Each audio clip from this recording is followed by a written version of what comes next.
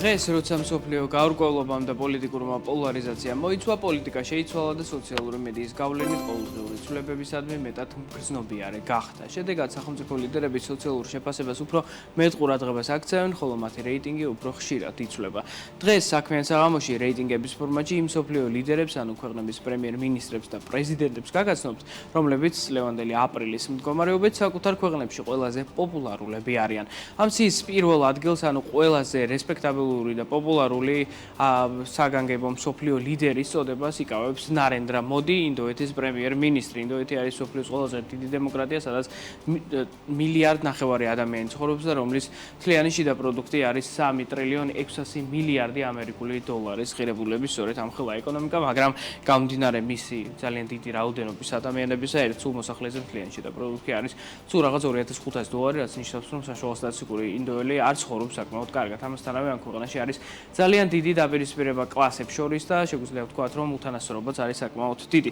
თავად ნარენდრა მოდი არის ჯერ კიდევ 1950 წელს დაბადებული პოლიტიკოსი, რომელიც ქვეყანას მართავს პრემიერ-მინისტრის რანგში 2014 წლიდან, ხოლო ისე დაახლოებით 2000 წლებიდან არის ინდურ პოლიტიკაში. მას ყავს პოლიტიკურ ლიდერებს შორის პლანეტაზე X-ზე ყველაზე მეტი გამომწერი, Instagram-ზე ყავს 91 მილიონი გამომწერი, აქვს რადიო გადაცემა, რომლითაც პირდაპირ ელაპარაკება ამ მომრჩევლებს და საკუთარ მხარდამჭერებს და ზოგადად არის ერთ-ერთი ყველაზე გავლენიანი ადამიანი პლანეტაზე და ეს ჩანს სწორედ ამ რეიტინგის დათვალიერებისას, რადგან დადებითად მას აფასებს ინდოელთა მოსახლეობის 73%, რაც საკმაოდ მაღალი მაჩვენებელია ამ მიმართულებით ახლოსაც კი არ არის არავინ ნარენდრა მოდისთან. ნეიტრალურადაა განწყობილი 6%, ხოლო ნეიტრალური ამ მომრჩეველი, როგორც წესი, შეიძლება მივიჩნიოთ ან ერთი ან მეორე კატეგორიის წარმომადგენლად. შესაბამისად, გარკვეულწილად თუ კი ნეიტრალურების განწყობა მოიგო ნარენდრა მოდიმ, შეიძლება ვთქვათ, რომ 80%-თან ახლოს იქნება მისი ეგრეთ წოდებული approval რეიტინგი, რაც არის საკმაოდ მაღალი და არნახული მაჩვენებელი. უარყოფითად კი მას აფასებს ყველა 5 ინდოელში ერთი, ანუ დაახლოებით 20%. ახლა ორი სიტყვა ვთქვათ ამ კაცის პოლიტიკაზე, ის არის ერთ-ერთი კარგი ლიდერი ინდოეთის მასშტაბით, რადგან სწორედ მის ეპოქაში დაიწყო ინდოეთმა ძალიან დიდი ეკონომიკური ზრდა და ჯერ კიდევ მაინც განუვითარებელია უდიდესი ნაწილი ამ ძალიან დიდი ქვეყნის, მაგრამ მიმდინარეობს გაციფრულება, მიმდინარეობს ინფრასტრუქტურის მშენებლობა, მათ შორის სხვადასხვა ტიპის შეთანხმებები მყარდება სხვადასხვა ქვეყნებთან და საბოლოო ჯამში ინდოეთი ჩნდება მსოფლიოში როგორც ერთ-ერთი ყველაზე მოწინავე დემოკრატიული ქვეყანა, მაგრამ თან ვიცით, რომ ბოლო რამდენიმე დღეში ძალიან დაიძაბა ვითარება ინდოეთის და პაკისტანის შორის, რაც უეჭველად დაარტყავს აი ამ რეიტინგს. სავარაუდოდ ის 73%-დან შემცირდება, მაგრამ ალბათ ეს დრამატული ცვლილება მაინც არ იქნება, რადგან ნარენდრა მოდის არაერთი სხვა ტიპის დაპირისპირებას უნახავს საკუთარ პოლიტიკურ კარიერაში, მაგრამ ის ჯერ კიდევ რჩება ინდოეთის პრემიერ-მინისტრად. დროა ვისაუბროთ ჩვენი რეიტინგის მეორე ლიდერზე, რომელსაც ასევე შესანიშნავი შეფასება აქვს და ეს ლიდერი, როგორც ხედავთ, არის ხავიერ მილეი, არგენტინის პრეზიდენტი, რომელსაც მოქალაქეების 61% აფასებს დადებითად, ხოლო ამ ქვეყანაში ცოტა ადამიანი ნამდვილად არ ცხოვრობს, მათი რაოდენობა არის ლამის 46 მილიონი. არგენტინაზეც უნდა ვთქვათ ორივე სიტყვა, როგორც ხედავთ, მთლიანი შიდა პროდუქტი ამ ქვეყნისა შეადგენს 597 მილიარდ დოლარს, ხოლო მშპ-ს მოსახლეზე არის 13,000 ფარგლებში. არგენტინა ერთდროს სხვადასხვა პლანეტის ერთ-ერთი ყველაზე მდიდარი და მაღალგანვითარებული სახელმწიფო იყო, მაგრამ მას შემდეგ ქვეყანაში დაიწყო ისეთი კრიზისი და ისეთი ჰიპერინფლაცია და დევალვაცია ეროვნული ვალუტისა, რომლის გაფსით პლანეტას არც არასოდეს უნახავს და სწორედ აი ამ კრიზისის გამოსწორების, ასე ვთქვათ, ლიდერი არის ხავიერ მილეი, რომელიც მოვიდა ქვეყნის პოლიტიკაში როგორც რეფორმატორი, რომელმაც შეცვალა ყველაფერი, რომელმაც სამთავრობო ბიუჯეტი შეამცირა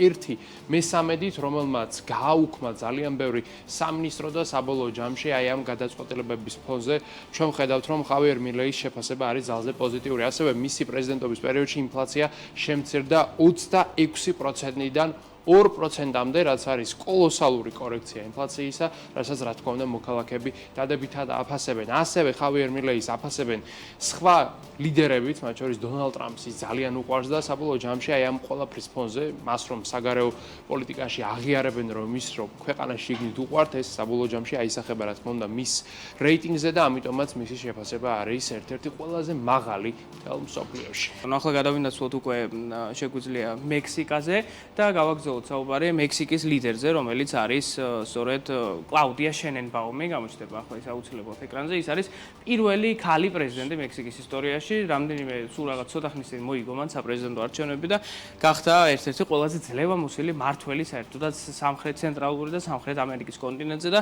ეს ყველაფერი აისახება მის ძალიან დიდ რეიტინგზე, რომელიც 60%-ით არის შეფასებული და მექსიკა საკმაოდ დიდი ქვეყანა, ამის სიმთლიანში და პროდუქტი არის ტრილიონ 400 მილიარდი ამერიკული დოლარი და მოკლედ ძალიან დიდი და მნიშვნელოვანი ქვეყანაა, მათ შორის ამერიკის შეერთებულ შტატებთან ურთიერთობის მიმართულებით, რადგან ტარიფები დაუწესდა მექსიკას მათ შორის და საბოლოო ჯამში ალბათ დაიწყება ურთიერთობების ნორმალიზება მექსიკასთან მიმართებით, ისევე როგორც ეს დაიწყო გაერთიანებულ სამეფოსთან მიმართებით. თავის დროს ხო შორის 85%-იანი approval რეიტინგიც ჰქონდა ამ ქალბატონს, მაგრამ ნუ მოგვიანებით პოლიტიკაა და ყველაფერი იცვლება. პროფესიით ის არის გარემოსდაცვითი მეცნიერი და ძირითადად ატარებს მემარცხენე პოლიტიკას, სოციალურ სახელმწიფოს უჭერს ხაზს და ძირითადად აგრძელებს ანდრეს მანუელ ლოპეს ობრადორის პოლიტიკას. ის არის ერთ-ერთი ყოფილი პრეზიდენტი მექსიკისა და ითვლება მის ეგრეთ წოდებულ პროტეჟედ და მისი პოლიტიკის გამგრძელებლად. ის ასევე ძალიან დიდ ყურადღებას უთმობს ქვეყნის გაციფრულებას და სხვადასხვა ტიპის სოციალური პროგრამების მხარდაჭერას.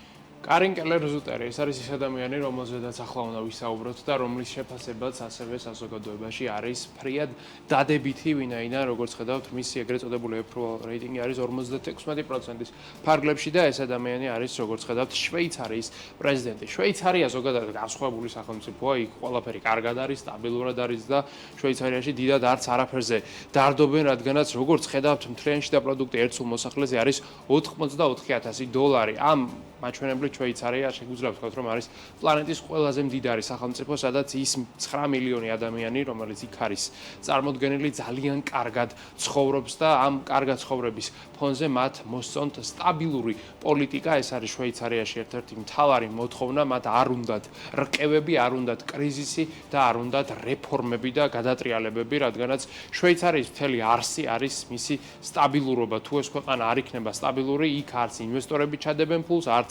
კომპანიები დააფუძნებენ შესაბამისად ფონდებს და არც ქვეყანა იქნება ეკონომიკურად მიმზიდველი არავისათვის. ამიტომაც ამ ქალბატონის ერთ-ერთი მთავარი მიღწევა არის ბოლო პერიოდში შვეიცარიაში სტაბილურობის შენარჩუნება, განსაკუთრებით ერთი მნიშვნელოვანი კრიზისის ფონზე და ეს კრიზისი უკავშირდება არც მეტი არც ნაკლები ქვეყნის ისტორიაში ერთ-ერთი ყველაზე მნიშვნელოვანი ბანკის გაკოტრებას. ეს ბანკი არის ყველასათვის კარგად ცნობილი კრედიტ სუისი, რომელიც გადახდის უნაროდ იქცა და სწორედ მისი ჩართულობით კრედიტ სუისის შესყიდვა განხორციელდა UBS-ის მიერ დაახლოებით 24 საათში. მსგავსი სისწრაფით, მსგავსი მნიშვნელობის გარიგება არასოდეს ისტორიაში არ მოხდარა, შესაბამისად ამ კრიზისის მოგვარება და თავიდან არიდება მოქალაქეებმა დაუფასეს ამ ადამიანს და სწორედ ამიტომაც მისი შეფასება ისევ და ისევ არის 56%-ის ფარგლებში და ამავდროულად მინდა გითხრათ ისიც, რომ შვეიცარიას ბოლო დროინდელი რაც კრიზისები იყო, არც ერთი არ უგზნია, ამ ქვეყანაში ყველაფერი კარგად იყო, ყველაზე ცუდი ვითარება მათ ჰქონდათ ინფლაციის მიმართულებით და მაშინაც პიკურ მდგომარეობაში ინფლაცია 5%-ს ვერ აჭარბებდა, რაც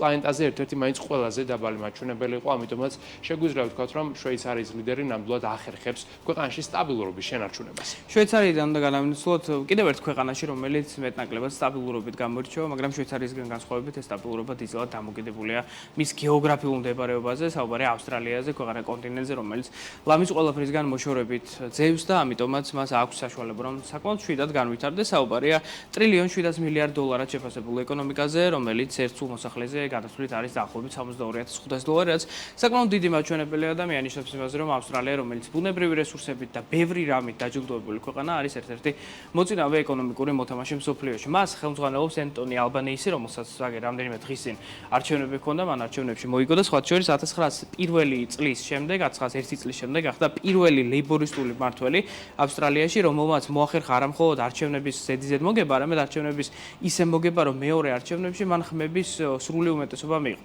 მოკლედ ასეთ ადამიანთან გვაქვს საქმე, რომელიც არის ლიდერი ამ ქვეყნისა, მას დადებითად აფასებს 54% მოსახლეობისა, მაგრამ ახლანდელი არჩევნების გათვალისწინებით ეს მაჩვენებელი ცოტათი დიდია. მოკლედ მან ძალიან ბევრი რამ უკვე გაატარა და ბევრი რამის გატარებას გეგმავს, მათ შორის მაგალითად 20%-ით შეამცირა სტუდენტური დავალიანებები ჯო ბაიდენის მსგავსად, აგრეთვე მან შეამცირა გადასახადები და სურს ააშენოს 100,000 სახლი ავსტრალიის ტერიტორიაზე იმ ადამიანებისთვის, რომლებიც წელს ამავდროულად წლებში პირველად იყიდიან სახლებს, რაც ერთგვარი სოციალური პოლიტიკის ნაწილია და სოციალური სახელმწიფოს გატარება ზოგადად ავსტრალიაში და სხვა მსგავს ამ ტიპის დასავლურ ქვეყნებში ძალიან უყვართ. ამიტომაც იკავებს ენტონი ალბანეისი სწორედ მეხუთე ადგილს ყველაზე პოპულარული ადამიანების რეიტინგში, რომლებიც ხელმძღვანელობენ სხვადასხვა ქვეყნებს. აი ესეთი იყო დღევანდელი რეიტინგები, ჩვენ წარმოგიდგენთ ყველაზე პოპულარული სახელმწიფო ლიდერები.